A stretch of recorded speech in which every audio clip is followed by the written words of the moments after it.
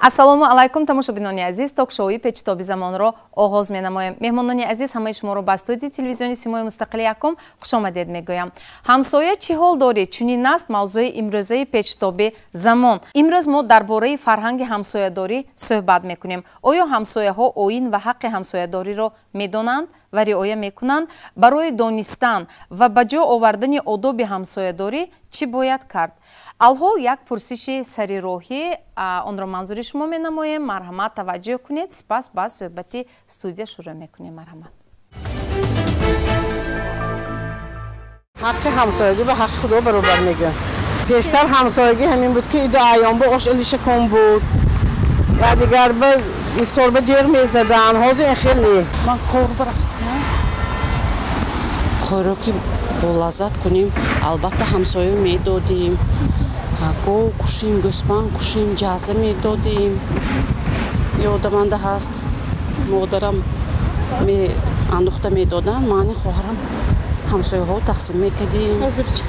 оши идӣ ҳозир рости гап ман мобайни 15 соаси инҷандане як ё мебуравам. хона нахаро ҳамсоя хар мегӯем. солҳои пештара ҳамсоядорӣ ҳамаш ҷошанда буд. ҳозир ин қадарам не. ҳамсои нағза яхел ҳамсои бахила яку ман надорам кадомашу гӯ.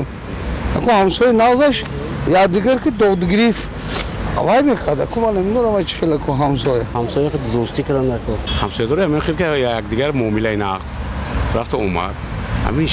ҳамсояи хабаргирӣ ҳаст имрӯз монда? Не. камон камбағал монд. бод бои худаш кади. пулдор пули худаш кади. то куҷо имрӯз мардум аз анамин оини ҳамсоядорӣ бохабар ҳастанду риоя мекунанд? хона нахаро ҳамсоя хар мегуфтанд. пештар ҳозирам ҳамин гап то ҳамин ва як рӯза омада истодааст, чунки мо хона гирем, хонаҳомон нағз бошад, агар ҳамсоя мо зиндагиш вайрон бошад ё ҳамин якдигарга ба халал расонад ва одами омадаги хонаи харидагиш пушаймон мешавад ки чизе ман ҳаминҷо омдаам, акҷо ҳамин хонава омдаам, ягон рӯзи инҷо хурсандим нест. гуфта хай баъзеҳо акун шикоят мекунанд, лекин дар баъзе маварид ҳатто ҳамон хонае ки хариданд аз нав боз дубора аз нав боз мефурӯшанд. албатта лекин то кадом андоза имрӯз масалан он маҳалле ки шумо масалан зиндагӣ мекунед, дар он ҷо ҳамин фарҳанги ҳамсоядорӣ то куҷо риоя мешавад? ман дар микроноҳии сидиё микрорайон зиндагонӣ мекунам. аз соли 81 ман дар биноҳои баландошонӣ зиндагонӣ мекунам, лекин ҳамин сидиё микрорайон ҳамсояҳои мо бисёр иттифоқ. як кас бемор шавад тез омада чихеле ки мегӯянд аз хеши дур ҳамсояи наздик беҳтар мегӯянд. ман ҳазор бор хурсанд ҳамсоя. мисол ман ин ҷои таъриф не, агар ман як рӯз ду рӯз набошам ҳамошон медарон ё телефон мекунам маълима чи ба шумо нестед кани шумо. ман дахай штиям хонава ё ҳамин ягон ҳаракати баромадагӣ ҳамсояҳои мо ҳостагиро камбудиро ҳам эҳсос мекунед? масалан ба қавли гӯшт беустухон намешавад. албатта дар маҳалли шумо ҳам масъалаи ҳамин камбудӣ ҳамин вай ки ҳозир ҳама ҷо баҳри тозагӣ, ободонӣ, бунёдкорӣ ҳама вай мекунад. ҳамин баландошона вайҳо зиндагонӣ мекунанд, келинчакҳои ёш зиндагонӣ мекунанд, хай духтарои ёш ҳаянд, лекин баромада як бор ҳамон ҷороб қапида худам ҳаминҷи тоза кунам, рифта монам, савоб намегӯянд. мо акун занҳои калон буроим худо мо вай мекунем ки ҳамон духтаро шарм медоштагист гуфта. кун пештар мегуфтанд ки ҳамсояҳо ҳамашон аҳл буданд, иттифоқ буданд. ҳозир кун ҳама ҷо омдаги якдигарги бисёр кас намешиносанд. мисол арноҳия ҳозир бинои мо бисёр мо ваёи намешиносем, хай салом алейк мекунем, ҳама кати як хел мо муносибат мекунем. мо ин проблема фақат дар бори ҳамин тозагии бино, ҳамин баромада худошон духтаро, келинои нав ҳамон баромада намераванд. баръакс ҳамин келиное ки хуҷандиҳо ҳаянд, ҳамон бало мондаги қайноашон мегӯянд бироед келин инҷи тоза кунед, инҷи рӯвед. пушти ҳамин камтар вай мешавад, лекин ҳамсояҳо дасти худатонанд. агар шумо нақш шавед ҳамсояҳо ҳамашон нағз мешаванд. монду пушти девлан як гаварбучи буданд. ҳамин худашон ҳамо ҳавло якта худашон рӯза медоштанд. бувама мегуфтанд ки ой хола мана бедор кунед, ман ам рӯза дорам мегуфтанд.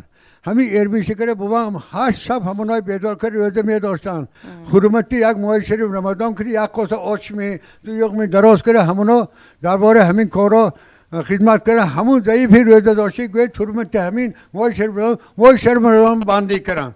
رفتم پاس دکتر من گفتم مادرتون من شب مادری من گفتی خطی روزه می داشتن همین خیلی ثوابا و صاحب شدن خاطر همون کار کلی نمیاد بتگی واسکو نیمان همون کامپیوترهای همسایه و همین خیلی روز به می ماه رمضان می فرقش نیوای با همین یک کاسه عاشق داده همسایگی نظر بگیرته روی خودش که حرمت میکنن همین عادت شما اویله ما و اکنون بغیر از اویله شما مثلا در گرد و اطراف دیگر خانواده دیگر اویله همسایه ها رو هم مشاهده میکنید که مثل شما انمی خیلی مهربان هستند خب از حال و احوال یکدیگر خبر میگیرند هایان همه کلنای ما که ادرگاشون باخبر ادرگاشون یک لازم باخبر میشن خطی یک جا میشینن یک هفته یا دو بار خداشون بین مناسب کلین و داماد و گودنانشون میشد همین ادرگاشون خراتریسکای من مسبی میتیان تعریف میکنن فردان داشتن محل مونده آمین تعریف کنی آمین خلکو ولی دختری کلانسال نیست یا که پسری کلانسال نیست آمین مهربانی محله همین بسیار خوب سلامت باشید امروز مثلا همین در محله های شما چی مثلا همسایه ها از همدیگر چی حال داری گویان پرسان شده می ایستند من رئیس محله جوی رضا می باشم 2000 اهالی داریم از بهترین محله ها حساب میکنم من خودم دوامی 7 سال اضافه شد رئیس محله هستم همین سال گذشته سال 21 دستگیری همسایه ها کردی محله کردیم ما 500,000 تومان به محله ما منفرش کردیم اگر ما یادگاهی نمیفهمیدیم همین کار تشکیل نمیشد ما یکم کس دستگیری نکرده است با همراهی همسایه ها خیلی درون چهل که شما گفتید گوش به استخوان نمیشد درون وایبه میشد ما همراهی محله مانده گروهی مراسا داریم همه ها که رفته مصلحت گذرانده یادگیری فهمانده مراسا و انداخته با جمعیت به جمع میکنه ما لیکن دنیا و آدمی نیک بسیار تر است برای همسایه که نیک شدن اول خودتون نیک باید باشید درست من هم تو میفهمم اکنون همین کارهای آبادانی که در محله راه اندازی میگردد به طریق حشر اجرا میشود در محله های مثلا شما میخواد مبلغ محله پرفتامد بسیارتر حشر میشه یعنی این عنعنه حشر رو شما ادامه داده استاده در محله رضا بسیار دادا با ما موندگی همه عمده سازده بسیار خوب سلامت باشید در بناهای بلند آشیانه چی معلم مرحمت تا کدام اندازه ان همین گونه مثلا خب پلس خاطرداری آیینی همسایه داری یا خود فرهنگ حق همسایگی تا کدام اندازه رعایت شده ایستاده است من هم در بنای بسیار آشیانه استقامت میکنم و رئیسی همون بنا می باشم محله ما نهایت درجه اهل و مهربان می باشیم یک کار رو سر میکرده باشیم اگر همشون از من اونده مصلحت میپرسند که معلم جان همین کار رو ما اجرا میکرده که شما چی مصلحت میدید البته مصلحت های خوب میدیم و یک جای هم ما برآمده همون کاری که لازم باشد اجرا میکنیم یگان کس ما تنها نمیگذاریم که اون کس عذاب کشد مثلا من بنای ما 36 رحیمی میگویند در همونجا ما استقامت میکنیم با هم چی نوعی که معلم گفتن با طریق هر حشر ما اونجا رو آباد کردیم در اونجا میدانچه های سپورتی ساختیم میدانچه های بچگانه ساختیم خیلی آباد و زیبا گردانده شده است من میخواهم که دیگر بناها هم از همین ما عبرت گرفته انا میخوای بناهای خودشان رو آباد و زیبا گردانند در همین روند در همین مورد یکون کمبودی یا خودگان کاستگی احساس نمیگردد البته کمبودی میشود بعضی همسایه خود رو بی‌طرف میگیرند به همین جمعیت ها به همین شنبگی ها نمیبرایند این یک خصلتی بدی آنها برای چی به فکر شما این تنها خصلتی بد است یا یگان با حالت دیگر وابسته به فکر من از سبب سیرکاری هاشون باشد می یا که از سبب ناپسندی هاشون باشد می همین خیلی همسایه هم هستند لیکن ما با آنها اهمیت نمیدیم تربیت کردن در کار لیکن نشد تربیت نشونده است اکنون نگاه کنید حاضر یک مثالی از محله های یکی از محله های قدیم ترین شهر محله رزاق و بنای بلند آشیانه ما اینجا شنیدیم که در ساحل راست شهر خوجند جایگیر است اکنون بیشتر همین پلس خاطرداری همسایه ها در محله ها در ده ها جای در حوله های زمینی بیشتر است یا در بناهای بلند آشیانه هم هست معلومه بیاد فکر شما رو میشنویم بیشتر در کدامی از این همین دو مکان زیست رعایت میشود من هم خودم شخصا در محله کلان شدم در محله مثلا مسجد سرخ میگویند لیکن از بس که حاضر جای استقامتم بلند آشیانه در اون جایی که ما زندگی میکنیم اکثر دانشجوها هستند از بس که دانشگاه و نزدیک تمام خانه ها به اجاره داده شده است شاید در همون یک پدیزی که میگوییم دو نفر ما استقامت کننده هستیم، باقی همه دانشجو و اکثر دخترک‌ها هستند. بعضا میشود خطاگاهی مشاهده میکنیم، لیکن ببینید که سخت گفته نمیتوانیم. برای چی؟ اینا با یک جهان امید و آرزو دانشجو میشن، خوجان اومدن، کوارتیر میشنن، کوارتیر پولی میدین، حالا بسیار چیزای شهری نمیدونن. بعد آیسته میفهمونیم که از بس که شما دانشجو هستید، گاه مثلا برای تازگی نگاه کنید دیگر اگر یگان کتاب برای درستان یگان مشکلات برای روزگار، مرحمت به ملال مراجعت کنید، برای اینکه پدر و مادر شما از اینجا دور هستند. این خیلی سخنی نقص کردیم رو میکنیم که شاید یک روز به خاطر همین جوانان از خاطره های نیک از شهر خوجند به خانه خود میگردند، صاحب وظیفه کسب و کار میشن و همین خوجند رو در خاطر آنها یک شهر از جهت مدنیت فرهنگ خیلی پیشرفته اند که باشد هم تصور کنند بهره بردارن بهتر میشد. مسئله فرهنگ بسیار سخنگر به حد اهمیت کلان داشته است، زیرا همین مردم خاصتا تاجیکان رو فقط از روی انمی فرهنگ لباس پوشی، عائله داری، خانه داری، خوراک‌های ملی و دیگه مناسبت با اطرافیان از روی این چیزا بسیارتر میشناسند و اهمیت میدن. یک زمانی بود در یک عید جشنی سفیر کوریا بسیار با عائلش و با زبان تاجیکی بسیار سخن میکند، همین دعوت کردند و به همین سخن دادن شما تاجیکستان رو من همین قدر سال سفیر بوده چگونه دریافتید؟ در قطار آن گونه بهتری هاست که در این کشور هست به من فرهنگ همسایه داری معقول است. گفت چرا؟ گفت یک کارمند عادی داشتیم، دویم ما رو به خونش، این مردم همین خیلی هستن، دویم به خونش تکلیف میکرد. یک روز در یک روز عادی گرفتم همراه عائله‌ام مهمان همین نفر شدم. گفت چنان خرسند شد، ما رو یک جو کردن، حولیش بسیار حولی مایدهک بود، لیکن یک دم دیدم یک گوسفند سرزده در آورد، با چند همسایه ها اومدن، چند خوراک پختن، بین این باز همسایه ها با هر چی داشتن درآمد اومدن. من گفتم تو در این حوالی من این گوسفند رو از کجا یافتی؟ گفت که من همسایم رفتم گفتم که خانه من اینقدر مهمون اولی قدر عمده است، اینو درا تشکیل کردن. انا اکنون گفت در جای نشستن فکر کردم در همانجا سری دسترخوان، وقتی که یک زمانی میشد همین نفر کوریا مهمونی من میشود، من اگر به همسایم روم گپ زنم که مهمان اومد او چی میداده باشد؟ این است، این بسیار یک اندیشه پر از فلسفه است و من همین چیزا رو میبینم افتخار میکنم که مردم تاجیکی ما همین عنعنه‌های بزرگ نگاه داشتن، تعامل‌های بزرگ بهترین تاجیکان رو نگاه داشتن. خب من بسیار میخواستم که شما در مورد نمود و حق همسایه در تعلیمات دینی مبین اسلام چقدر بیان شده است به ما شرح میدادید؟ مرحمت. خداوند مهربان در قرآن عظیم و شان یک سوره را فرستاده است با نام نساء، زنها. در همین سوره مبارکه در سوره نساء در آیت 36 خداوند مهربان درباره همسایه ها میفرماید خداوند مهربان استعیذ بالله و بالوالدین احسانا و بذی القربى والیتامى والمساکین والجار ذی القربى والجار الجنوبی. این آیتی طولانی است محترم جماعت بینندگان گرامی. خلاصش همین است که به پدر و مادرتان شما نیکویی کنید، اولا یعنی به خدمتشان قائم باشید، به نزدیکانتان، با آن همسایه هایی که از خویشاوندانتان باشند یا از بیگانه باشند شما نیکویی کنید. کدام انسانی که اگر به همسایه‌اش معامله نیک نکرد از گفته خدا البته که بیرون رفته است، امر الهی را پشت سر کرده است. حدیث های متواتر، حدیث های پی در پی جناب پیامبر ما در این بابت نهایت زیاد است. یک تایش را به سمع شما عزیزان میرسانم که رسول خدا صلی الله علیه و سلم گفتند هنگامی که صحابگان پرسیدند که ما چه عمل را انجام دهیم که در دنیا رزق ما وسیع می شود، در آخرت جنتی می شویم، رسول خدا صلی الله علیه و سلم گفتند کن محسنا، بشو انسان محسن. صحابگان پرسان شدند که چگونه ما انسان محسن شویم، انسان نیک شویم؟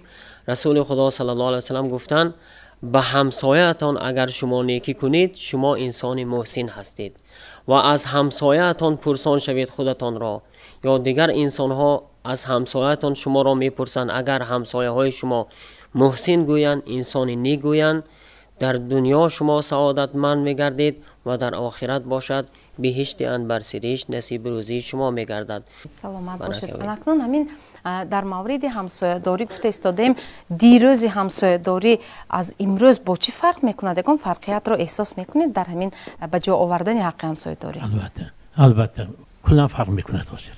خب از کدوم جهت؟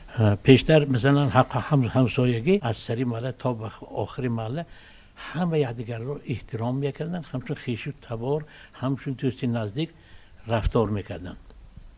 وقتی که عید میشد آش تقسیم میکردن و چرکی گفتن من گوسفند میکشتن من جزا تقسیم میکردن یا از حال احوال یکدیگر پرسان میشدن، بیمارشان رفته عیادت میکردن.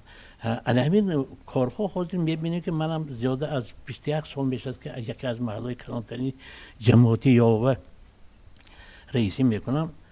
اگر تو ما اگر نگوییم که فلان چی بیمار بوده است، یک بچه ها یک جمشوی تو یک هفته بینیم ولنگی یک بیمار خانده رویم نگوییم که یهان کسی یادش نمی بیاد. اگر جوز باشد ممکن یادش میبود، لیکن صد دور ترنگا عیاد میبود. همین فراموش خاطری رو با چی وابسته میکنید؟ از چی میدونید همین حالت رو؟ من وابسته میکنم که اولش همه بی‌پروا شده است یا به احوال خود؟ نه، اولش همین که همون کلانسالایی که وقتی که پیش بودن و فرزنده ها میگفتن که همسایه که نخشویتون رفته آمد کنتون، اگر توی شود یا معرکه شود یا سرش یک تعزیه فرادگر خدمت کنتون. حاضر این همین کارهای میگفته که آدم کم شده است، همه به احوال خود، چون که زندگی با تشویش‌های روزگاری خود مبتلا که از همین مکتب سال جوانان دور شدن. من خواهش میکردم که من دانلوبه ها همین جنده و دیگران همین جنده در آینده باید امر معروف فقط درباره دوستی بین بنده های خدا شود، در بین همسایه ها شود، در پایین دادر و خواهرها شود. اگر بجایی که در آنجا دوستگی هست و همدیگر فهمی هست و حق همسایه هست، من گمان میکنم که برکت در همانجاست. سلامت باشید. تشکر. اکنون یک اندازه همین نسل کلانسال از جوانان کمتر گله‌گذاری هم میکنند. کدومشون منظور اول شما گویید؟ خب درباره همین همسایه‌داری شما چی میدونید و آن چیزی که اینجا نسل کلانسال گفته ایستاده است که واقعا هم از جانب جوانان رعایت نمیشود، تا کدام اندازه این اندیشه رو جانبداری میکنید؟ تشکر. خود اگر هم تو کلمه همسایه رو گیریم، همسایه یعنی سایه تو گفته ایستاده است و همسایه داری بهترین است و اینجا بسیار گفتن که همسایه داری در بعضی محله ها یا که دام ها دختران زندگی میکنن، دانشجویان زندگی میکنن، از بس که من فکر میکنم که دختران به این کارهای تازگی بیشتر اهمیت میتین و بعضا شاید باشن که اهمیت ندهن، اما جوانان میگوین که آن زنهایی که بیکارچی هستند و بسیار یگان کاری خود را ندارند و در پایان دامهایی که در محله ها در یک جای معین نشسته غیبت میکنن و دختران به این چیز، جوانانی که از همون دام مثلا یا به درس میروند یا به دیگر جا میروند، به آنها معقول نیست و این هم به تاثیر آنها، به مفکوره آنها تاثیر میرسوند که مگر آنها کار ندارند که دختران را غیبت کرده میسنند که این دختری فلانچی است یا این خیلی دختر است. و من فکر میکنم که برای انمان زنهایی که بیکارچی هستند یعنی کار ندارن، در خانهشان ایستاده یگان به دختران خود تربیت دهند یا اینکه همین در موضوعهایی که تربیوی هستند حق و همسایه‌داری را آموزانند. من گمان میکنم اون خصلت هایی که اون طرز و اصول همسایه‌داری که امروز بزرگان گفتن در بعض نوحیه های، مثال گیریم من از شهر اسفره هستم، در دهه ما نیز هست تا یک اندازه. حاضر ما هرچند که جوان هستیم تا یک اندازه هست همین چیز. وقتی که توی مراسم میشود همسایه ها همه از گرد و اطراف آمده یاری میرسونند، از خیشان دیده همسایه ها بسیارتر میبینند. خب اگر در شهر گوییم امروز ما جوانان، من نمیدونم متاسفانه باشد یا اینکه خوشبختانه باشد، امروز جوانان ما بعضیشان بسیارتر به فرهنگ غرب یعنی که تقلید کرده ایستادند و هم به طرز لباس پوشی، هم به طرز یعنی که همسایه داری و در یک نوبت گیریم اینجا گفتند که بسیار زنهای هستند که در پایان دام ایستاده مثال صحبت میکنند و ممکن درباره دیگر مسئله صحبت میکنند، درباره دیگر چیز صحبت میکنند، اما امروز چنان شده است که خواستگاری ما در کوچه گذشته ایستاده است، خواستگاری دختر در کوچه گذشته ایستاده است، چون که همین ҳамсояҳо тағдири духтарро ҳал мекунанд. умуман ҳамин тавр гӯё ки ҳамин хел мепурсанд ки ту духтари кӣ ё ин ки аллакай вақте ки ба духтар мегӯянд ки ту духтари кӣ дар куҷо зиндагӣ мекунӣ ба чӣ кор машғул ҳастӣ аллакай ве духтар имрӯз ки тараққӣ карда исози замона тараққӣ карда аллакай фикраш меравад ки ба ҳамин хоскорӣ аллакай вай мегӯяд ки худашо дур мекушад ин чӣ мегӯяд ки ман агар вақте ки ба кӯча мебурам бо ҳамин суханашона мегӯям ман беҳтараш дар хона мешинам сухани амнон намешунам ва аз ҳамин сабаб ҳам мумкин баъзе нафароне ҳастанд ки духтарҳо мумкин баромада кор намекунанд ва як ҷиҳат ки муаллима гуфтанд дар бораи ҳамон мисол аз ҳар шаҳру ноҳияҳо омада зиндагӣ мекунанд дар вай баландошонаҳо маданияти ҳамон шаҳр дигар хел аст назар ба ҳамин шаҳри хуҷанд мисол фарқ мекунад ҳамин аз шаҳри хуҷанд ноҳияи волиҷон гафур фарқ мекунад ба ҳамин хотир онҳо намехоҳанд ки дӯстӣ кунанд мумкин бо якдигишон намехоҳанд ки ё шарм медоранд ки аз ҳамин фаъолият ки муомилае ки мекунанд мумкин аз ҳамин сабаб бошад ки байни ки ҳамсоя мумкин муносибаташон хунук аст гӯем ки ин андешаи шумо хоҳнохоҳ шумо ҳамсоя доред анамин одоби ҳамсоядориро шумо дар чӣ инъикос мекунед ва чӣ хел кӯшиш мекунед ки ба ҷо ман фикр мекунам одоби анамин ҳамсоядорӣ бисёртар бузургон ки мисол ҷаҳондида ҳастанд ё ки ҳамон фаҳмишашон хеле бузург аст ба ҳамин насли ҷавон бояд ки бо суханҳои нек яъне фаҳмонанд ки мисол ин корат нодуруст аст ин корат дуруст аст ҳақ хуб гуфта иҷро мекунад ман шахсан аз ҳаёти худам гӯям бо ҳамсояҳо масалан ассалому алайкум гӯён муроҷиат мекунед гузашта меред ё сухани худро вақте ки ман бисёртар мешиносед ҳамсояҳои худро албатта акун ман рости гап нав ба як хонаи нав кӯчидем ҳангоме ки ман аз хона мо дар якум этаж зиндагӣ мекунем ҳангоме ки ман аз хона мебурам дар ҳамин сари дом столчаҳо истодааст пиразанҳо мешинанд хеле салому алейк мекунем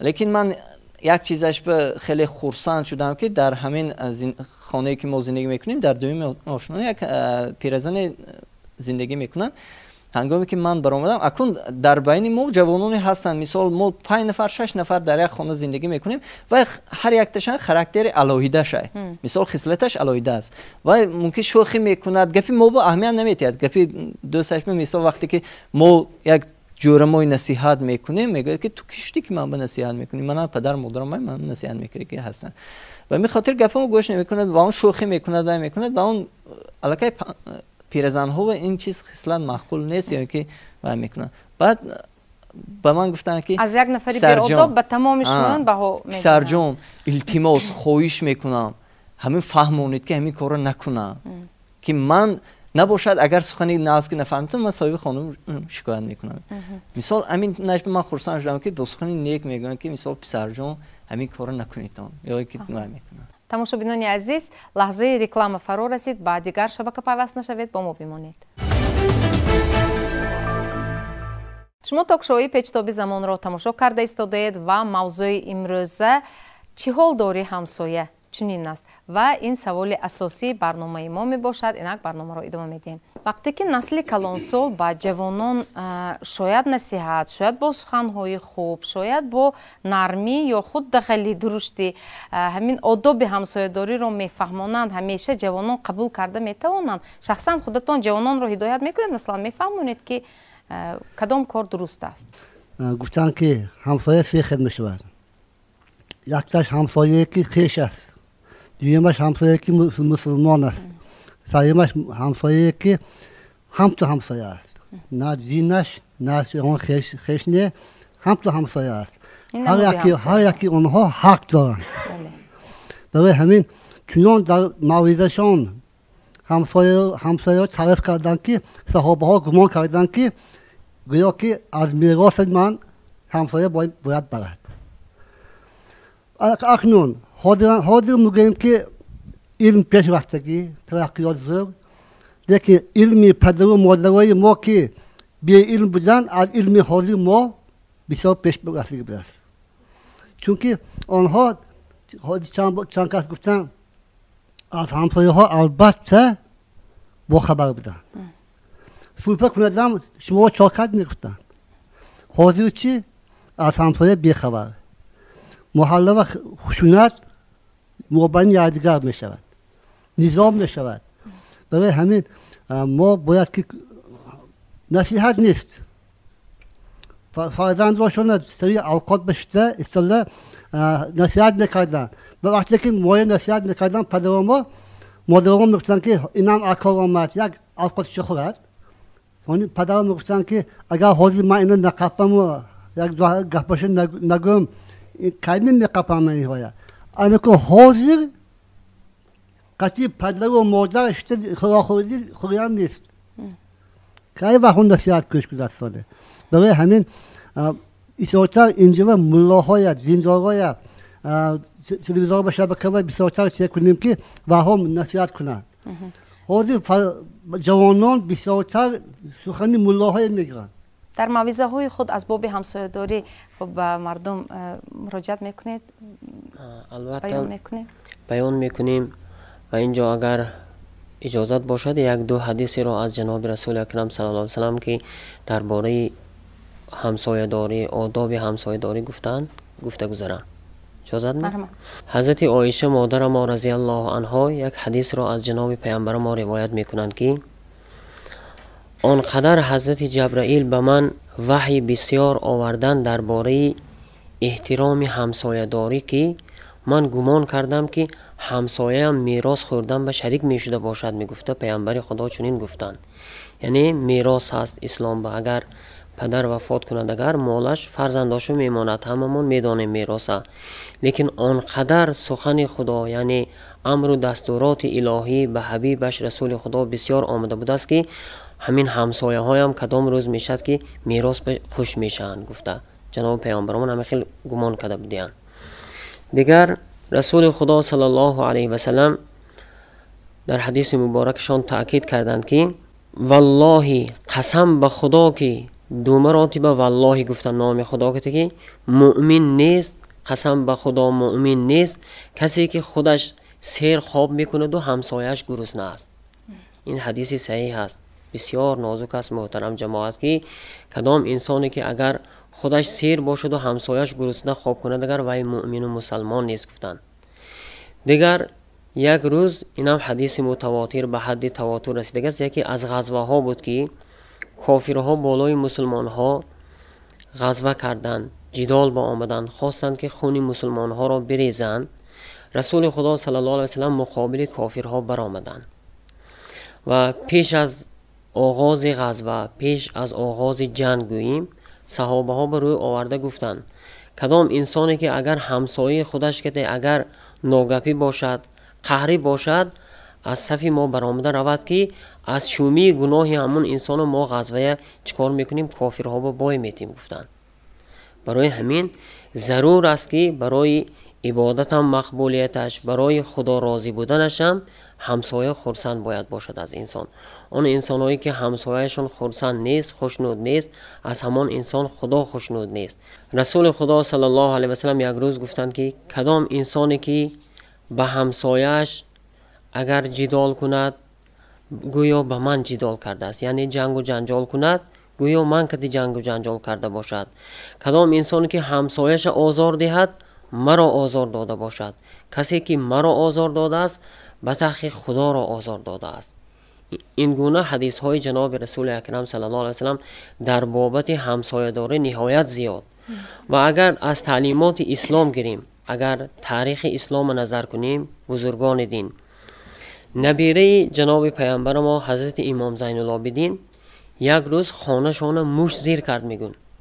آنقدر موش زیر کرد که البته موش ما میدونیم که چیزی ضرر آور، خب چیزهایی میخوردگی و مثلا گریم زهرآلود میکند، میرسد چیزهای نو میخواید همه نابود میکند. خیلی غمگین شدند که این خانه من موش زیر کرده است. گفته هنگامی که دیگر انسان ها آمدن شاگرداشون آمدن و چی میشد که شما یک گربه گیرید، یک مثلا گریم گربه گیرید و آواز گربه کتی همین موشها همش میگریزد. حضرت امام زین العابدین گفتند که من نمیخواهم که همین موشها انی من گریخته انی همسایه برود. تا چه اندازه همسایه حد حقوقش رعایت میکردند. اول همسایه ها گربه گیرند بعد آخران من میگیرم گفتن حضرت امام زین العابدین. این یک حدیث های جناب پیامبر، یک نصیحت امام زین العابدین بود که بس همیشه ما عزیزان گوش رس کردن. سلامت باشید. اکنون معلم به فکر شما کدام وقت مناسبت ها بین همسایه ها ویران شدنش ممکن است؟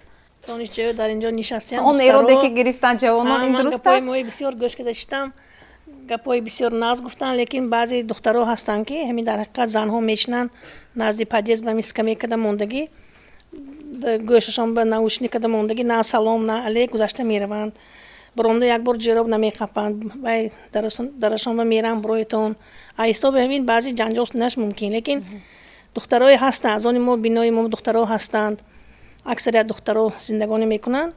من با همین به حیرت میمونم که این پدر و مادرای هم حیران میشم که پیش من ما وقتی که میخوندیم خوابگاه بود، همه در خوابگاه زندگانی میکرد، دخترها و پسرها در اونجا نظارت بود. این دخترها اساتید 10 کوچه برآمدن ممکنه، بعد اساتید 10 نمیمون در اومدن به خوابگاه. به اگه این دخترها آزم بچه‌ها هم مشون دینهای استقامتی و بلند آشنا زندگانی میکنن، اینا هیچ کس نظارت نمیکند. خیلی دمکو مکن شب روز در یک کسب قلاور نه. از طرف اینها هم کمبودی بسیار میشد. خیلی به معنیش هم های دخترای بچهای به معنی هستند. اون پدر و مادرشون از همیها یک یا نشون یگان آدمی کلانسال آورده مونه یا یگان اپه همین دختر و پسر شده استند، چون که اینها هم تو به حالشون پرتای میگن اینها چیکارا نمیکنن. واسه من میگن که امین خوردی تربیت کو میگن، لیکن هست به من نمیگم. اکثر دخترها به معنی همش میخوند. من پدر و مادرشون برای خواندن شهر میفرستن همین دخترای. حاضر ما درباره دانشجویان گفته استودیم، لیکن کم نیستن آن جوانان یا دخترکان پسران کنه که در عائله تربیت گرفته استودن نزد پدر و مادرشون، لیکن نه آدابی السلام، نه به جا آوردن احترام کلان سالان در آنها در بعضی از همین جوانان مشاهده نمیشود و چوجا در مورد رعایت کردن تازگی این همه طرفه ما باید در این مورد صحبت کنیم. تازگی این برای همه انسان، برای من پروردگار 5 وقت نماز داده مونده است که تازه آزاد شده گرد گفته. ما باید اهمی خانه خودمو تازگی سر کنیم. همون در آبرام میکنیم بعدیز به نخود که ما آدم بالای چرکتی گذشته برود و دل آدم غش نکند. دخترای به معنی من همچون وای فوزان به طریق تلویزیون مراجعت میکنم که همین خیلی حرمت کن تون کلان سالای برآمده همین چرکی می نگفته همون برآمده رویتون ابیزات نه همون گفته یک برویتون ثباتینگ میکنیم برویتون چرکی نشست نگویتون بیچاری و یک سرداری بینایی هم قهین کدام یک تکوارتیری در اون تختق میکند. فهمم. تشکر. مهرانگیز به فکر شما چی برای چی نه همیشه و نه در همه جا همین آیین همسایه‌داری رعایت میشود؟ برای اون که همه همسایه‌ها یخیل نمیشوند، برای اون که هر یک شخص یخیل نیست که همه خاراکتر یعنی خصلتی رفتاری خود را دارد. همسایه‌ها گوناگون میشوند، همسایه‌های نزدیک هستند، همسایه‌های دور. از بس که ما در بیناهای بسیار آشیانه زیست زندگی میکنیم، مثلا یک محله به همون یک بینای آشیانه ما برابر است که بسیار همسایه ها است. بعضیشان را مثلا از دورتر باشن نمیشناسیم، نزدیکترش رو میشناسیم. همسایگی خودش معامله خوب، یعنی وقتی که ما با اون کس مثلا سلام علیک میکنیم، پرسپوس میکنیم، وضعیت سلامتی آنها رو میپرسیم، این با همسایه‌های نزدیک وقتی که ما همسایه‌ها دور رو میبینیم تنها سلام علیک میکنیم، مثلا آنها رو از نزدیک نمیشناسیم. کدام وقت مناسبت ها کاسته می شوند به اندیشه شما بین همسایه ها؟ مثلا وقتی که از در بیناهای بسیار آشیانه در آشیانه های بالاتر زندگی میکنند، وقتی که آوازی بلند شنیده می شود، وقتی که موسیقی رو بلند یا خشونت یا آوازی بلند میبرد، دیگر همسایه ها ناراحت می شوند، شکایت میکنند. این نیست مثلا یکی از همین امیل ها می شود که مناسبت بد می شود یا گفتن که دختران به تازگی رعایت نمیکنند. شخصا خودتان رعایت میکنید یا نه؟ در درآمدگاه همین بینای استقامتی شما تازه هست همیشه؟ همیشه ما از بس که هم درس هم کار میکنیم، تنها روزی شنبه یک شنبه وقتی استراحت است، در اون وقت برآمده دخترانی همون بینای آشیانه آن را تازه میکنیم. اما دیگر وقتی فرصت نیست دیگر وقتی که خالی هستیم همه وقتی کلان سالون ایراد میگیرند همیشه که ایراد آنها رو قبول کرده میتونید؟ نه همه ایراد میگیرن اما وقتی که ایراد میگیرن قبول میکنیم برای اینکه آنها شخصانی کلانسال هستند به آنها گوش میکنیم تنها به خاطر آنکه آنها کلانسال هستند سن و سال آنها رو حرمت میکنید اگر اولش شاید ایراد آنها درست است سن سالی آنها وقتی که آنها رو حرمت میکنیم آنها سخنی بد نمیگن برای اینکه تجربه دیدن سال خورده هستند میدونن. خب مرحمت به فکر شما کدام وقت همین مناسبت ها بین همسایه ها کمتر سرد میشود؟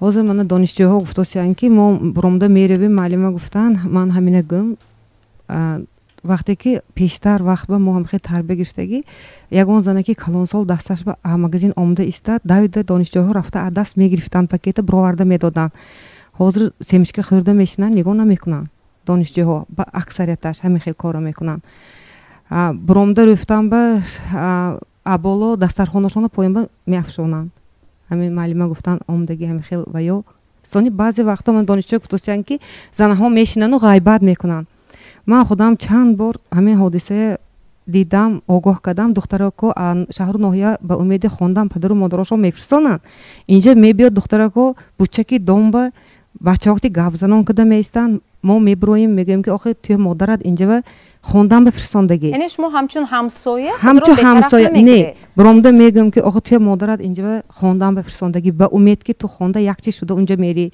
бача ки ту инҷа гап зистоди номад бад мешад инҷа ва анаминҳо маъқул не духтарова баъзе аксарият духтарова маъқул не ҳамин гапҳои мо ҳамин ба бетараф не ҳама ҳамсояҳо мана майдончи ҳамсояи мо аҳл зиндагӣ мекунем нав кӯшта омадем навастройка хонаҳои навба якду оилаҳои камбизоат буданд ҳамсояҳо байни худо мо пул ҷамъ карда дараш ба нарасид абояш ба нарасиди пул ҷамъ карда додем ёрдам кардем больница хораванд ин масъалаҳоро мо ҳозир ба аку нақс ҳамсояҳо кити акун ахеши дур ҳамсои наздик беҳтар мо ҳамихел тарбия ёфтагӣ ки пештар модарам мегуфтанд ки якта гӯшаки дегад ани ҳамсоя ман намефаҳмидам ҳамин чиза сарфам намерафтам ин маънош ҳамин будааст ки авқот кунед ҳатман ҳамсоява дароз кардан дар кор сони бо якта чиз ҳамин ҳамсоя муҳтоҷ мешаду назди шумова даратона таққас карда омада мегӯяд ки ман ба кам даракак маблағ дар кор ёрдам карда истед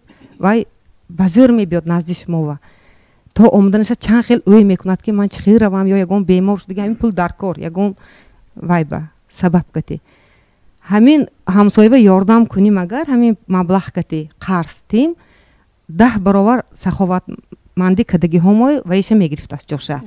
ташаккур саломат бошед. шарти ҳамсоядорӣ кадом аст? айёми ҷавонии ман солҳои 50 гузаштааст дар як маҳалла дар як деҳот мо зиндагӣ мекардем ҳангоме ки ман аввалин нахуст қадамҳои худро ба остонаи илму маърифат мактаб гузоштам ин соли 1952 буд дар он вақт падарам дар хизмати давлатӣ буданд ҳамсояи мо он касро ман бобой мегуфтам он кас маро ба мактаб гирифта рафтанд ва аз ин ман чунин хулоса мебарорам ки дар он давраҳо ё ин ки рӯзе ё ин ки бегаҳе набуд ки ман як коса хӯрокро гирифта новобаста аз он ки вай ширбиринч ё ин ки шӯламошак ё ин ки шӯрбо ба ҳамсояи худ бурда медодам 10-12 хонаҳова ҳангоме ки ман баъд аз хатми донишгоҳи давлатӣ ин соли 68 ба зодгоҳ баргаштам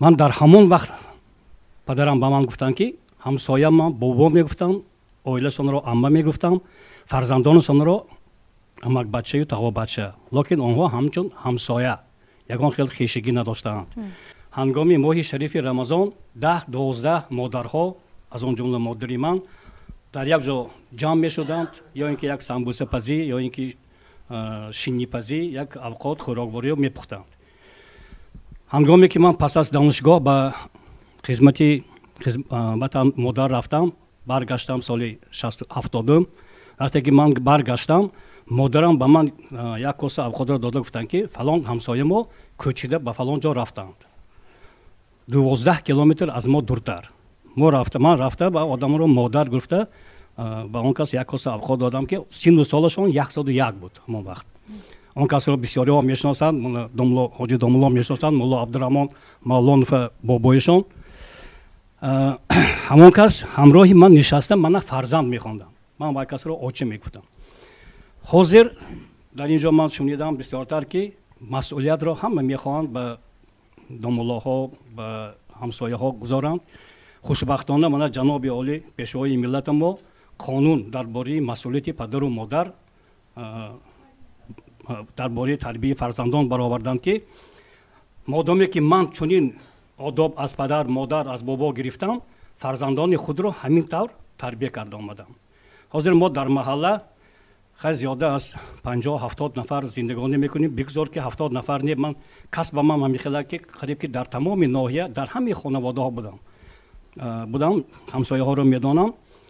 در همین محله ما زیست و زندگانی میکنیم. اول ما میدانیم که کدام همسایه ما زیست و زندگانی سالی پسته و در همون وقت همون خوراکواری که ما تیار کردیم یا اینکه افطار، حاضر افطار گذاشتیم، ما در خانه وقتی که مانتو میپزیم یا اینکه آشی بسیار یک به یک میکنیم، البته به همون همسایه برده میرسونیم. من در اینجا همین در حاضر کاسته گردیدنی همسایه داری در حاضر زمان در آن میبینم که مسئولیت پدر و مادر نسبت تربیت فرزندان خود در همین ساحه بسیار پست، سطحی پست. درباره آن که اگر من به فرزندانم گویم که همین همسایه برای من همچون مادر بودن، همچون پدر بودن، بابا بودن، آنها هم همین گرفته میبرم.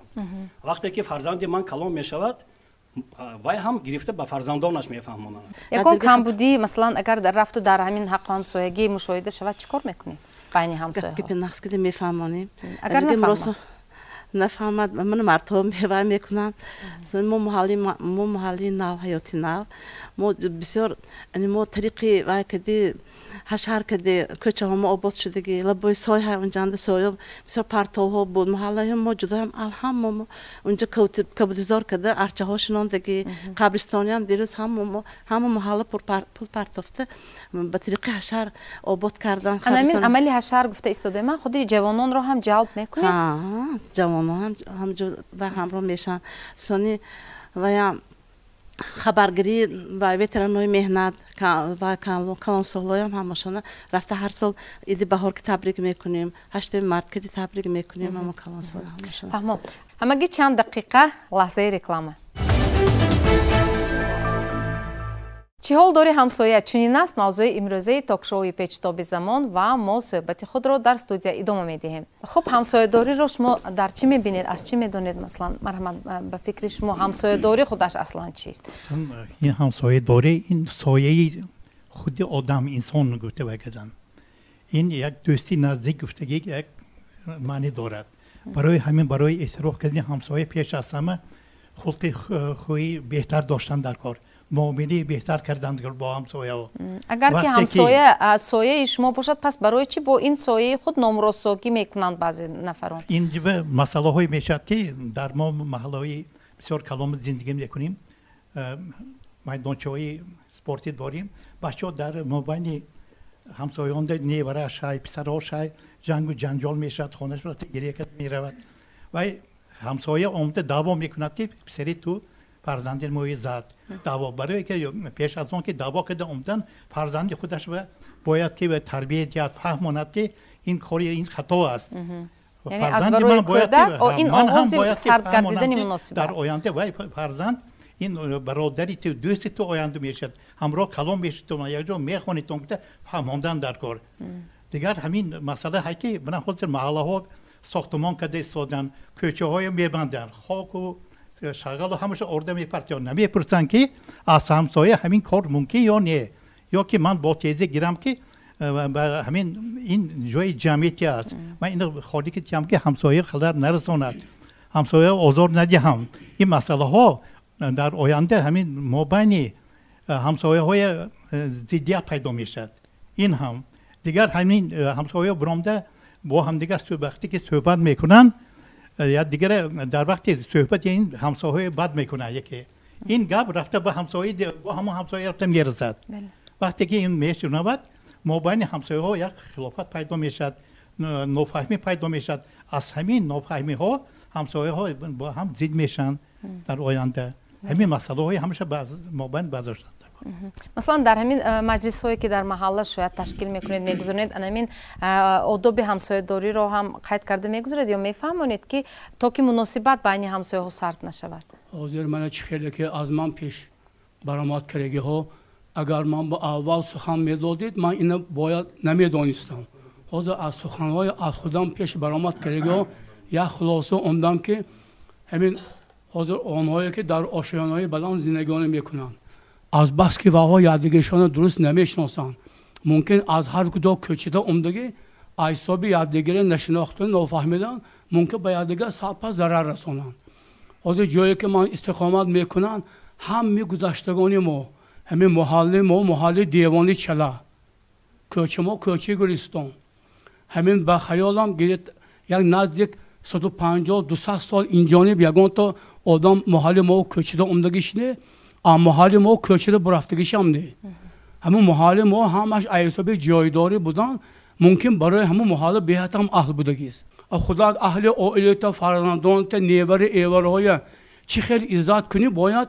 همه همسایت هم خیلی عزت کنه در کار ولی گفتگی ما که از کوینه که هستیم همه آچه بواش وقتشانده همین نام پزدگر نام مگزین ها و پر پیشتر همین یک هفته یک بار نام میپختن نان میپختن همین تا یک هفته همون میخوردن اگر نان ادا شدگه حاضر مگزین رفته میگیرید که وای دوران مگزینان نبود رو آنی همسایم دوتا نان گرام بیا ما بعد ابد نام پزیمگر همسایه میتیم میگفتن یک روایت های که خیلی روایت نیه حاضر همین خیلی وایگم همین محلو یک آدم جا بدخواهی گنده بودگی همین همسایه درش تقر زده سانی میبرفتگی با این شب بیگانی داره تقر میزند و با میبرود فرزندای وای میفته که دادا اخوی همون فلانچی هر شب اونو در این ماه تقر زده میبرود او یک برامده و یک تابش تیم پدرش میگفته یک تو حاضر رفته و یک تابش تی داره و یک زنی تقر کرده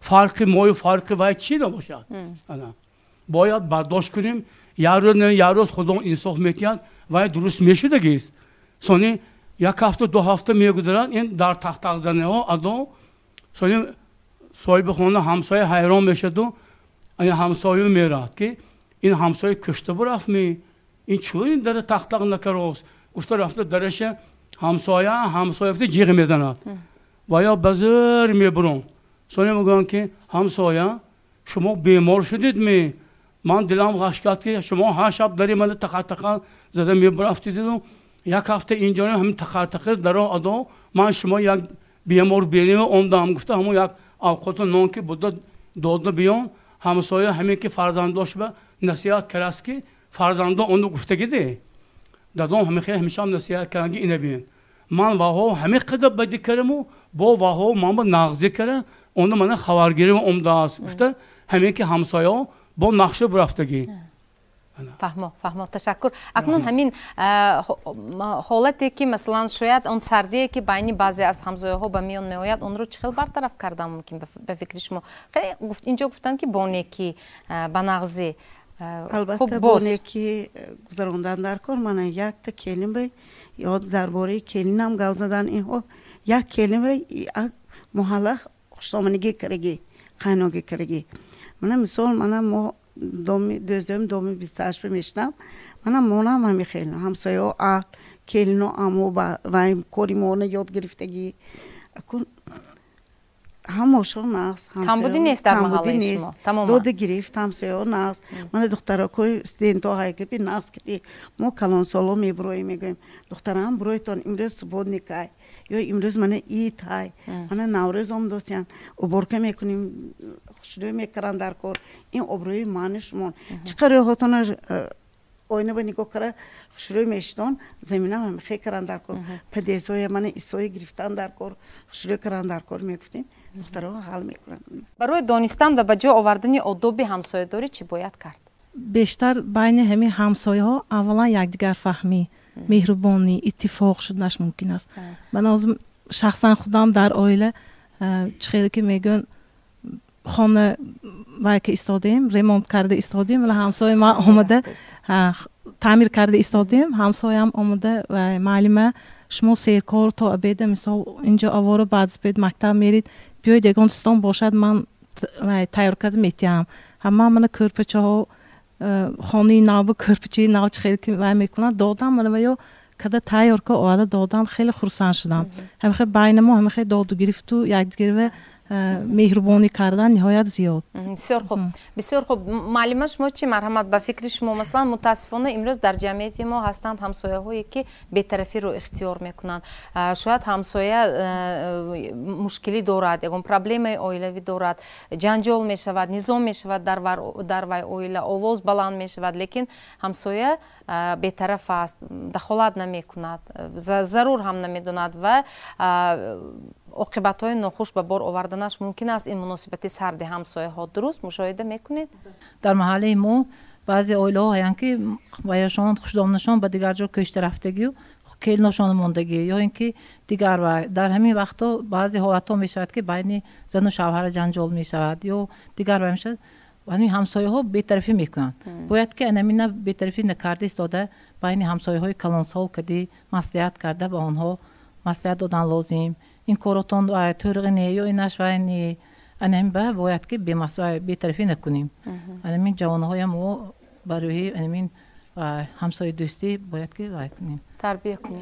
و همین طور هم شده ایستاده؟ تربیت کرده ایستاده؟ تربیت کردیم بعضی جوانهای. بسیار خوب. اکنون پیشنهاد مرحمت چی پیشنهاد دارید وابسته به موضوع امروزه که واقعا هم همین به خصوص جوانان رو امروز از گذشته بسیار یادرس شدید، یادآوری کردید و گفتید که در حقیقت هم آداب همسایه‌داری به درجه اعلا بود، امروز کمی کاسته گردیده است.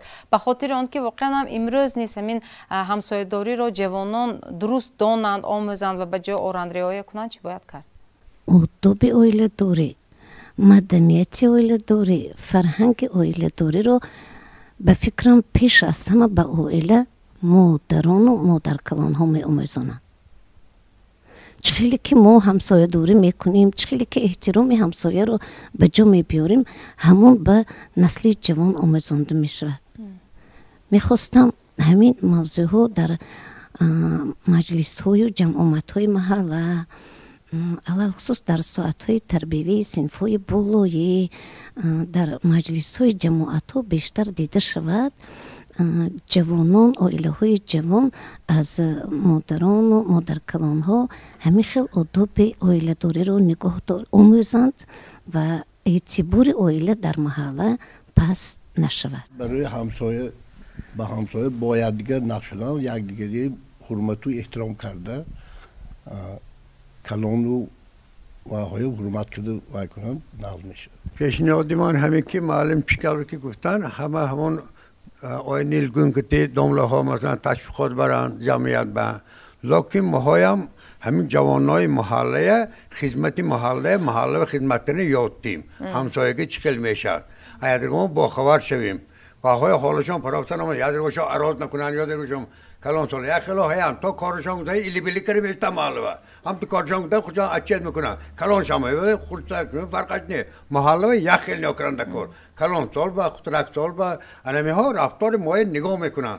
همین نبرامنده خیش دور همسایه نزدیک بهتر است همین یک تا محله مصیبت شود اگر دوید جماعت محله میبرد اکنی فلان چی کنی بیسون دو بار سه بار ندارد بگیرید اگر همین ها اهل میشه دو شما دستگیری میکنند اما جوانو عقل رسا یگان جوان با عیب نپاتاییم عیب خدا مونده ما خدا همین کارا تشکیل کنیم و اون شما دستگیری کنند یک بار دو بار سه بار و خیر آدما گفتم که خودشان دراب چه میگیرن خیر نه همین جمعیت یک خیل به نگاه کننده کار همه یکش میکنن نکار همه هم فرزند خدا ما فرزند محل خدا فرزند خدا ما حساب میکنم محل فرزندش همین کدام مسئله شود ما محل رو برای تربیت یک فرزند تمام اهل محله مسئول است محله ما دیسپچر اومدم وای کیم دختری کیم پسری کیم کیم کجا همه شما 100% میدونم اکودگی چه کلانش کش میدونم خاطریش که نام میدم دیدید که الگی توی شده است خانوادار شده است یه وای چخل کنده میکنید وای در دوی باش آدمی نغزو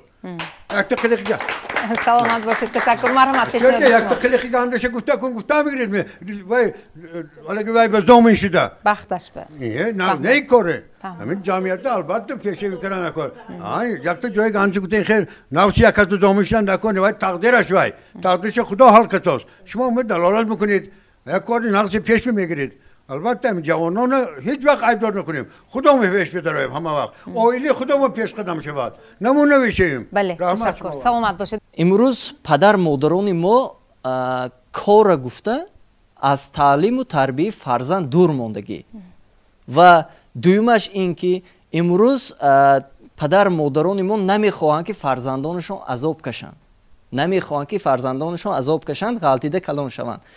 و امروز وقتی که یک نفر شخصی بزرگ آمده فرزند اینو به مصلحت میته نصیحت میکند، نابراز همون شخص بزرگ اینو تانه میکنن که چون تو فرزندی من به نصیحت کرد، فرزندی خودت رفته فرزند خودت به نصیحت کن، فرزندی من خودم میدونم که فرزند چگونه تربیت کنم. لیکن این فکرها به فکر من خیلی نادرست است که برای تربیت فرزند اهمیتی منفی خودش رو میرساند و ما پیوسته کوشش کنیم که مثال اینجا بزرگان نشستن همون فرزندای خودشان که امروز نبیردار هستن بسیارتر همون جوانا مثال همین فرزندانشون وقتشون رو جدا کرده توانن برای فرزندشون وقتشون جدا کرده همین تربیت کنن سطحش هم بهتر میشه. فهمید. در ادامه سخن همین کس وقتی که در اویله مثلا پدر و مادر نشسته همسایه رو بدگویی میکند، همون کودک گوش میکند و نسبت همون همسایه حسی بدبینی هم پیدا میکند. درست؟ پس چی باید کرد؟ چه خیلی ما همین نسل جوان رو در روحیه رعایت نمودن همین آیین همسایه داری تربیت کنیم. خانهای نهاد گفتن لیکن پدر و مادر شما یاشا خودشان یاش و ها تربیه و خودشان محتاج. برای همین من گفتم که ملاهای دیگه اقلاق‌های محله و آقای‌ها تربیه هم بهتر گفتم. یکی‌مش دیگه‌مش اینه که حضرت پیامبر صلی الله علیه و سلم معاذ به صحابه گفتن که در هر حالت زبانت نگاه دار، چون که زبان دوستم دشمن نگرداند، دشمنم دوست نگرداند.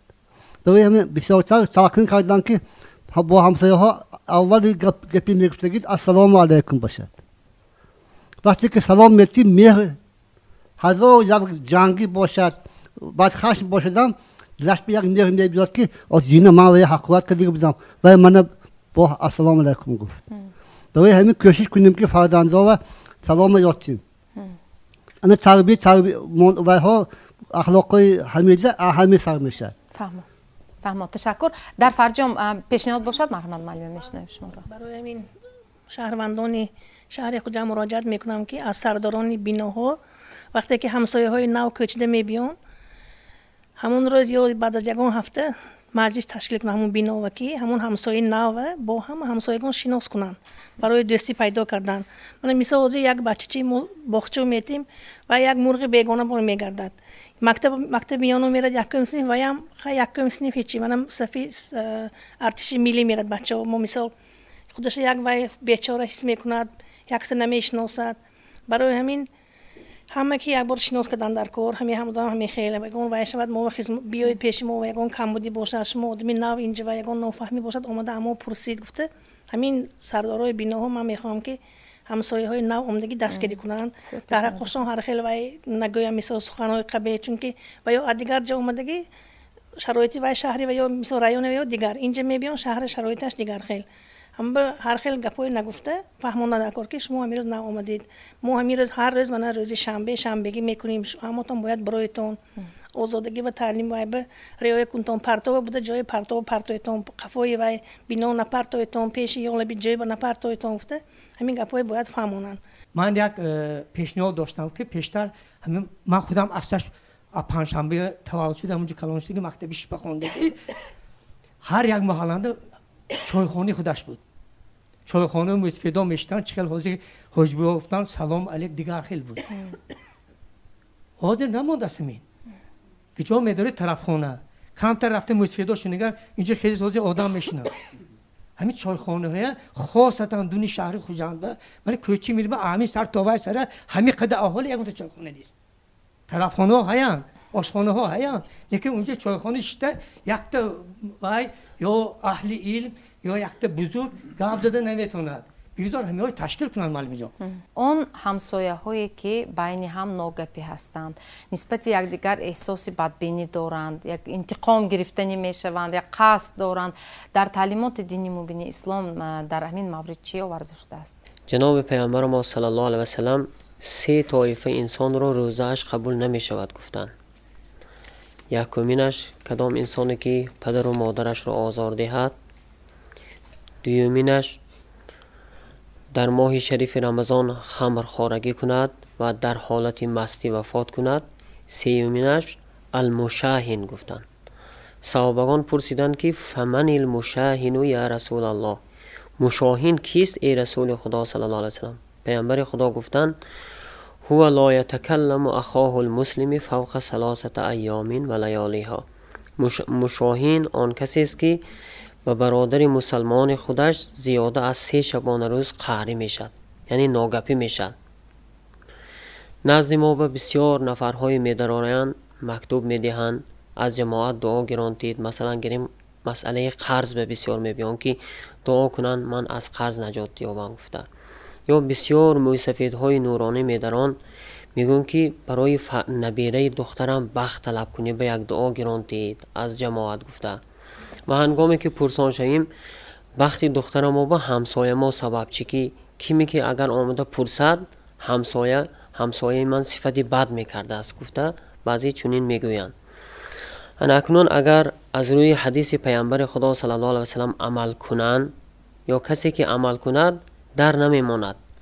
ممکن است که محله هایی هستند که این گونه کمبودی ندارند یا دیه هایی هستند که این گونه کمبودی ها ندارند، لیکن اگر نداشته باشند که خوب است و خوبتر است، باز خوبتر می شوند اگر نصیحت گوش کنند. کسی اگر کمبودی داشتگی باشد اصلاح کند. از حدیث های پیامبر خدا صلی الله علیه وسلم که میگن که همسایت به قرض ده. اگر کدام انسانی که همسایش به قرض دادن عادت کردگی باشد همسایش دوستش می شود. حضرت مولوی میگن که حضرت جامی که آن را که بدادی از آن تو شود، اندر همه وقت مدحخان تو شود. اگر قرض دادگی باشیم یا هر روز اگر همون همسایه تواقی ما خوب باشد، اگر البته همون خواستگارای آمدگی به صفت نیک میکنند. چون شما قرض دادگی هستید، شما همسایه تواقی میکنید، مدح میخوانند، صفت نیک میکنند. اگر که قرض ندهیم از همسایه گریزان باشیم، چیزی چاره‌مون روز کنیم، اگر مثلا گیریم خوراکه های بالازد آوردگی باشیم و روز کنیم، اگر مدخان نمیشد و صفتی بده میکردگی میشد. برای همین همسایه که معامله خوب کردن در کار، اگر چندی که همسایه معامله بد کند هم. جناب پیامبر ما همسایه‌شون ابو لهب بود، زوجه‌اش امی جمیل بود. هر دویش همین قدر پیامبر خدا به همسایگی به بدی میکرد، حتی راه پیغمبر خدا به هر دوش خور میچوشید. پایهایشون هر روز خونالود میشد، خورهای تازه میکردند. دیگر پروهایی که خانهش پیدا میشد، خانه پیامبر خدا رو میپرتافت، دست مبارکشون که تازه میکردند چی میگفتند؟ در عوضش جنجال نمیکردند، حقارت نمیکردند. چون این کار کردی هم نمیگفتند و چی میگفتند؟ ایو جوارین هذا، یگان همسایم همه خیل باشد میگفتن و هیچ چیز نمیگفتن. یعنی عفو بخشش داشتگی باشیم، کمبودی همسایه عیبش رو پوش کنیم. کدام انسانی که یک عیبی برادر مسلمانش این دنیا به رو پوش میکند، خداوند آخرت به هم این دنیا و هم آخرت به عیبی همان انسان رو پوش میکند. خداوند یک جهان توفیق بدهد که همسایه ها که هم همان معامله خوب داشتگی باشیم.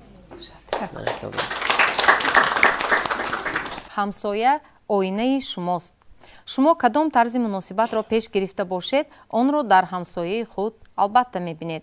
اگر نقضی کردید و بر عوضش بدی دیدید، پس باکی نیست. پاداش عمل خود را حتما از نفر دیگری غیر انتظارتان خواهید دید. مهم از همه باید دانیم که امروز فرصتی رسیده است حق همسایه را به نسل میراثبر اولاد فهمانیم و عملا نشان دهیم که همسایه نزدیک از خویش دور بهتر است. باقی مناسبت ساخته توانستن با همسایگان این هنر است و این صنعت را از خرد تا بزرگ باید که از خود کنند. برای اشتراکتان در این برنامه سپاس. تا برنامه دیگر در پناه خدا باشید. خیر.